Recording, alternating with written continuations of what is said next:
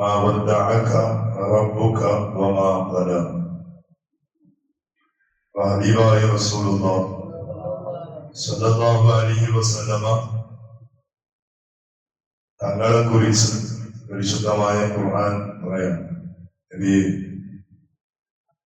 നിങ്ങളുടെ ഉള്ളും പുറവും ഒരുപോലെയാണ്. നിങ്ങൾക്ക് ജീവിതത്തിൽ സന്തോഷം വരുമ്പോഴും ദുഃഖം വരുമ്പോഴും നിങ്ങളുടെ നിലപാട് ഒന്നാണ്. അതുകൊണ്ട് നിങ്ങളെ റബ്ബ് ഒരിക്കലും നിങ്ങളെ കൈവിടൂല. അപ്പൊ മഹാന്മാര് പറഞ്ഞത് കാണാം, ഇത് ഹബീബായ തങ്ങൾക്ക് മാത്രമല്ല, നമ്മുടെ ജീവിതത്തിലും നമ്മുടെ അവസ്ഥ ഇതുപോലെയാണെങ്കിലും നമ്മുടെ കൈയും അല്ലാഹു ഒഴിവാക്കൂല. നമ്മുടെ ഉള്ളും പുറവും ഒരുപോലെയാണെങ്കിൽ എപ്പോഴും നമ്മുടെ റബ്ബ് നമ്മോടൊപ്പം ഉണ്ടാവും.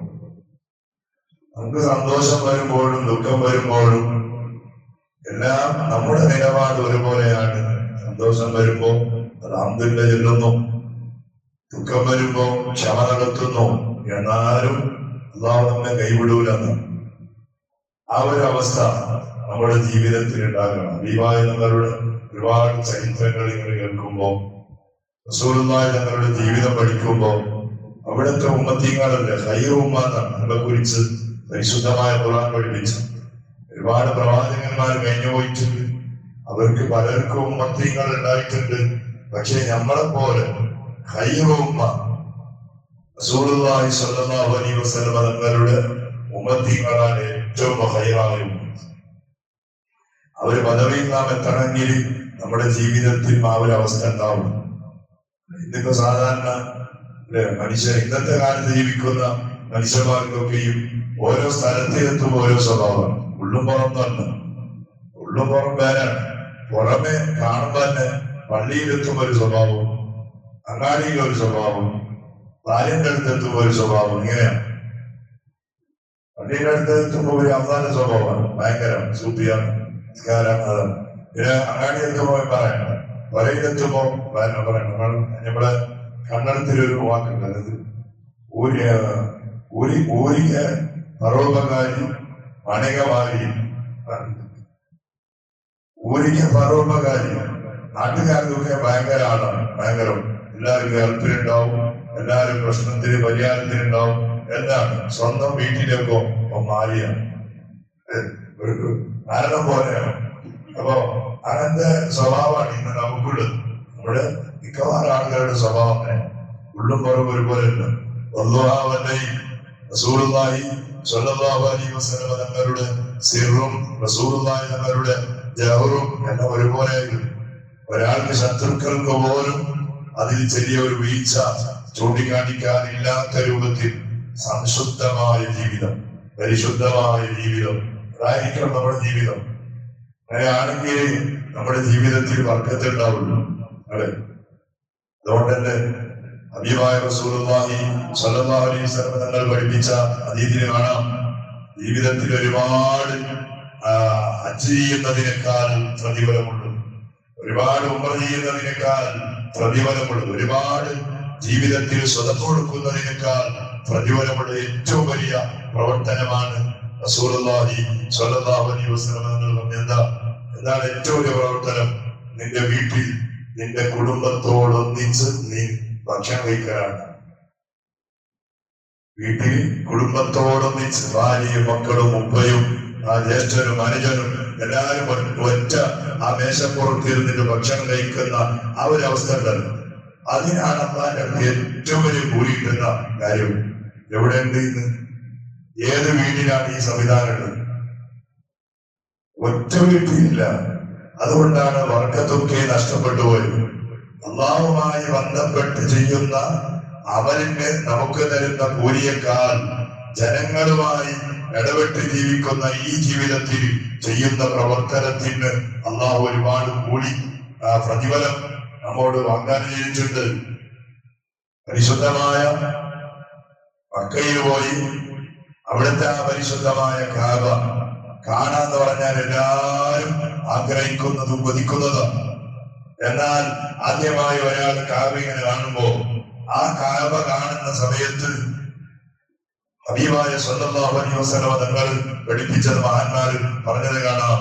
അതിങ്ങനെ ആദ്യമായിട്ട് നോക്കുമ്പോ ആ നോക്കുന്ന സമയത്ത് നമുക്ക് അല്ലാഹുവിന്റെ 40 റഹ്മത്ത് ഇറങ്ങി വരുന്ന 40 റഹ്മത്ത് ഇറങ്ങി വരുന്ന കാബ നോക്കും.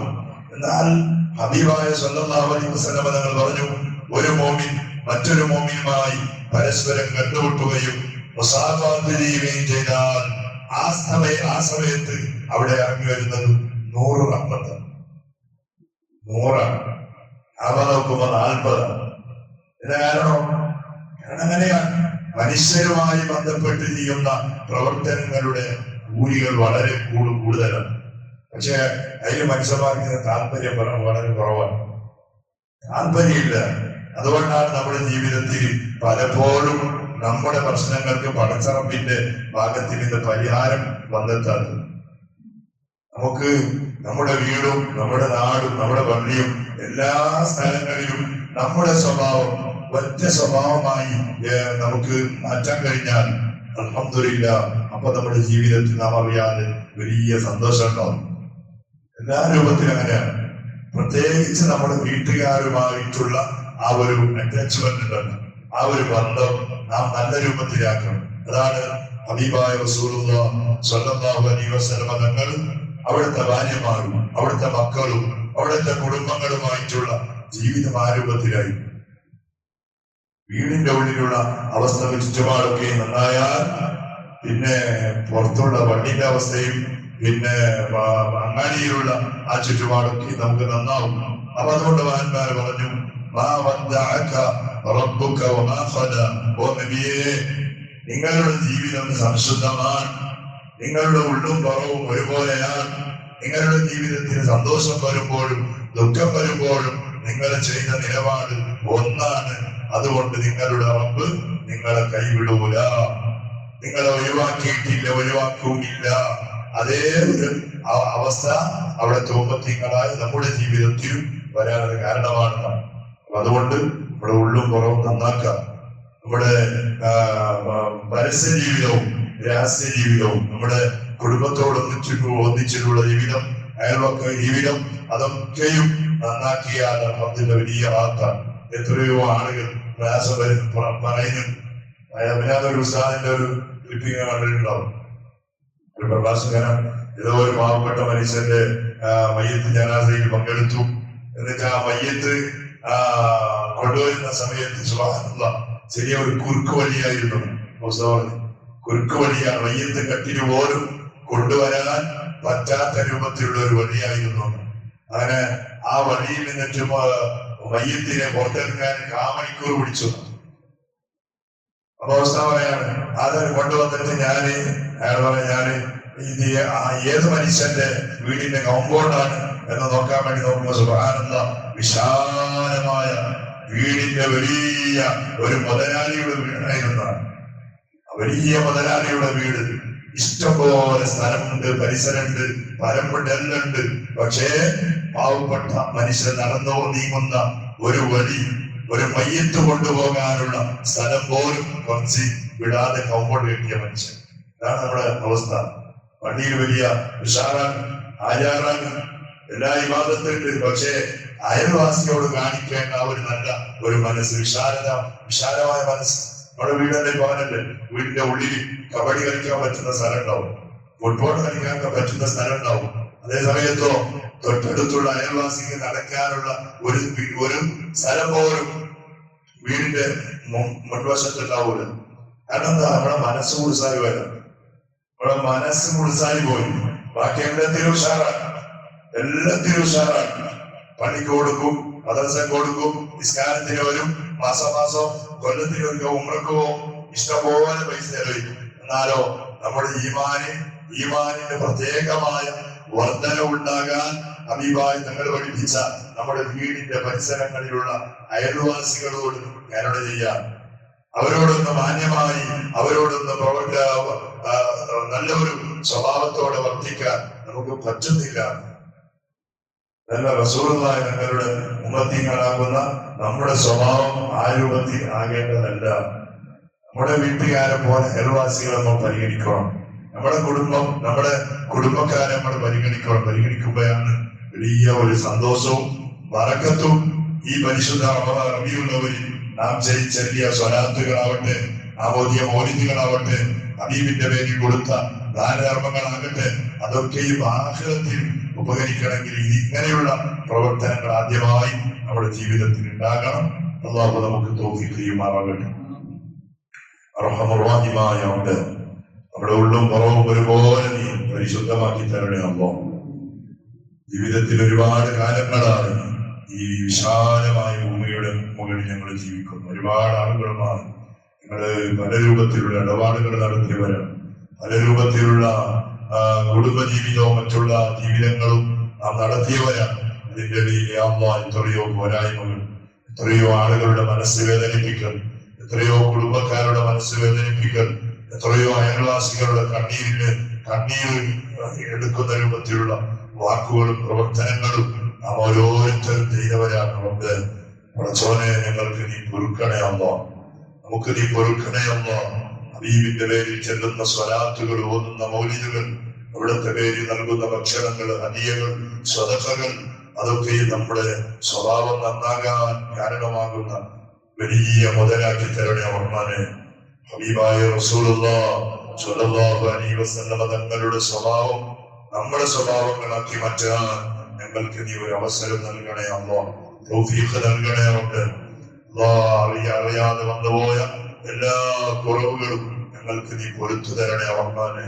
പടച്ചോനെ, എത്ര ആളുകളാണ് എന്തെല്ലാം രോഗങ്ങളെ കൊണ്ട് പ്രയാസം അനുഭവിക്കുന്നത്.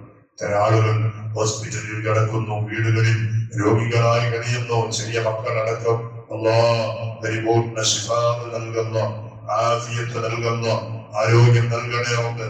എല്ലാ രൂപത്തിലും പടച്ചോനെ, സർവ്വവിധ പേടിക്കപ്പെടുന്ന രോഗങ്ങൾ, പെടുന്നതിനെ ഉണ്ടാകുന്ന അപകട മരണങ്ങളിൽ നിന്നിട്ട് അല്ലാഹ് ഞങ്ങൾക്കും അതുപോലെ നമ്മുടെ കുടുംബങ്ങൾ, നമ്മുടെ നാട്ടുകാർ, അയൽവക്കക്കാർ, ഞങ്ങളെ സ്നേഹിച്ചവർ, സഹായിച്ചവർ, ഭക്ഷണം തന്നവർ, വസ്ത്രം തന്നവർ, അല്ലാഹ് അവരുമായി ബന്ധപ്പെടുന്നവർ എല്ലാവരെയും നീ കാക്കണേ റഹ്മാനെ. പ്രത്യേകിച്ച് പ്രവാസികളായി അധ്വാനിക്കുന്ന നമ്മുടെ എത്രയോ കുടുംബങ്ങളുണ്ടല്ലോ, നമ്മുടെ നാട്ടുകാരുടെ പടച്ചോനെ, സ്നേഹിതന്മാരുണ്ടല്ലോ, ആഫിയത്തുള്ള ദീർഘായുസ് കൊണ്ട് അവരെയും ഞങ്ങളെയും നീ അനുഗ്രഹിക്കണേ അല്ലാഹ്. നമ്മുടെ നാട് വിശാലമായ ഒരു നാട്. എത്രയോ ആളുകൾ പല രൂപത്തിലുള്ള ബിസിനസ് ചെയ്യുന്നുണ്ട്. എത്രയോ ആളുകൾ പല രൂപത്തിലുള്ള ആയിഷത്തിന്റെ വഴികളിലുമായി ബന്ധപ്പെടുന്നവരാണ്.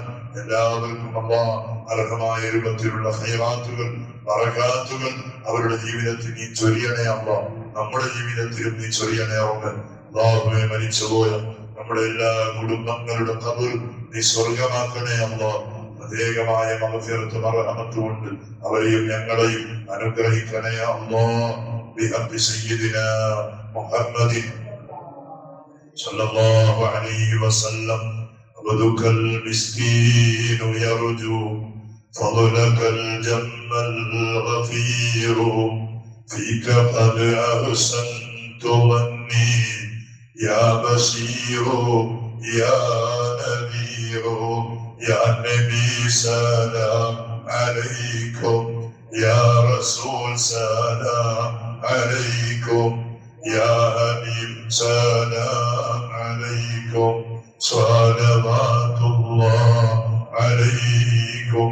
حسبنا الله ونعم الوكيل، نعم المولى ونعم النصير. حسبنا الله ونعم